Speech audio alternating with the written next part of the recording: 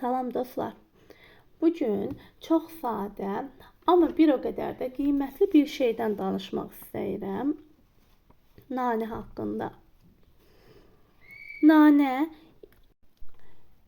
sadəcə yeməklərə ləzzət qatan bir ədviyyat deyil, əsrlər boyu xalq təbabətində, kosmetikada və hətta ev təmizliyində istifadə olunan əsl təbii möcüzədir.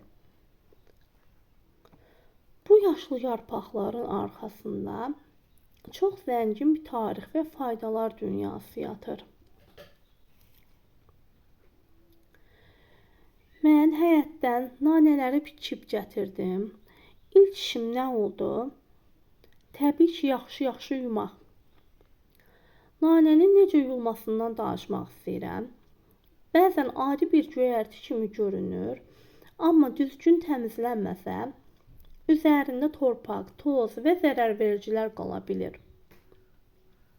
Buna görə də nanəni yumaq prosesi biraz uzun çəkə bilir. Nanənin faydalarını yəqin ki, çoxlarınız bilirsiniz.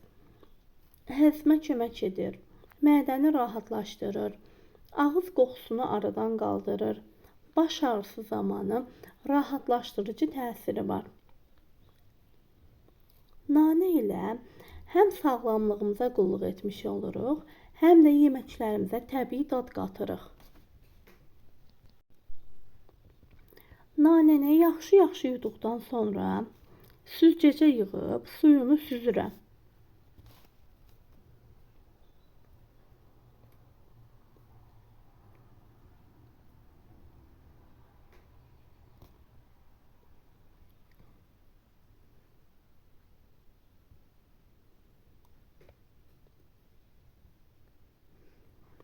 Daha sonra stolun üstünə parça açıb nanəni sərirəm.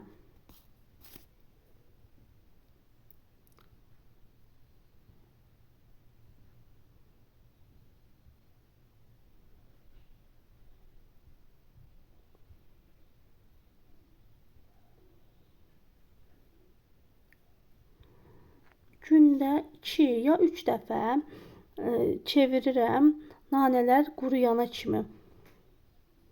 Və diqqət edirəm ki, nəm qalmasın, yoxsa kifləyə bilər. Quruduqdan sonra ovub təmiz bir bankaya yığıram.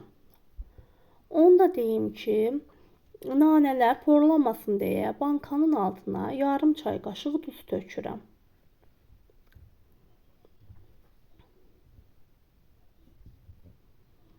Videomu bəyənsəniz bəyənməyi, kanalıma abunə olmağı unutmayın. Çox sağ olun.